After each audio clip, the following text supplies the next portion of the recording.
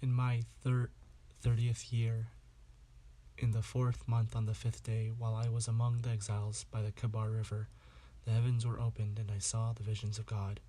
On the 5th of the month, it was the 5th year of the exile of King Jehoiachin, the word of the Lord came to Ezekiel, the priest, the son of Buzi, by the Kebar River in the land of the Babylonians.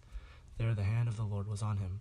I looked, and I saw a windstorm coming out of the north, an immense cloud with flashing lightning and surrounded by brilliant light. The center of the fire looked like glowing metal, and in the fire was what looked like 4 living creatures.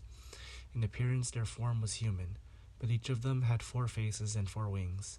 Their legs were straight, their feet were like those of a calf, and gleamed like burnished bronze.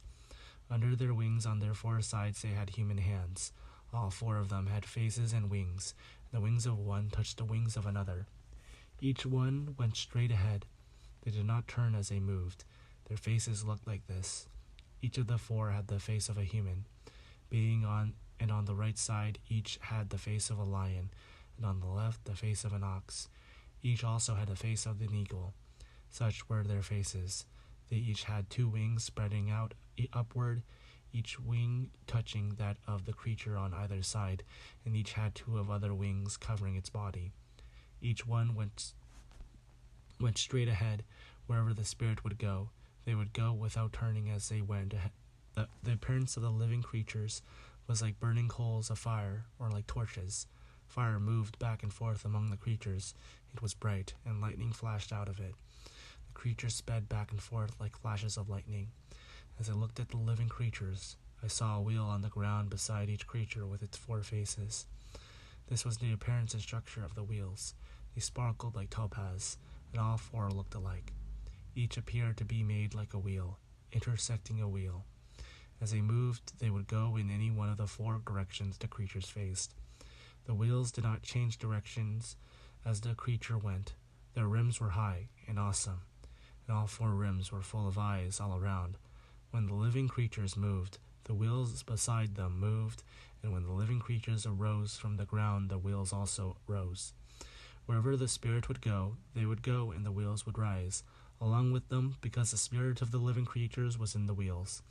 When the creatures moved, they also moved. When the creatures stood still, they also stood still.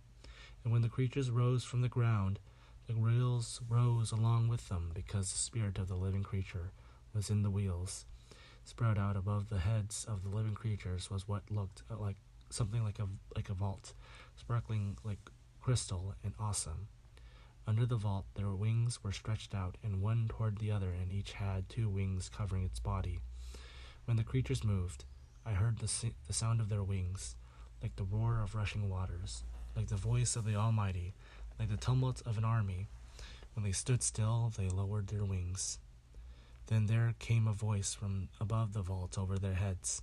As they stood with lowered wings, above the vault over their heads was what looked like a throne of lapis lazuli, and high above on the throne was a figure like that of a man.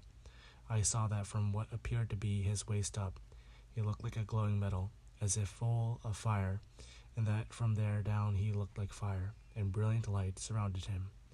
Like the appearance of a rainbow in the clouds on a rainy day, so was the radiance around him.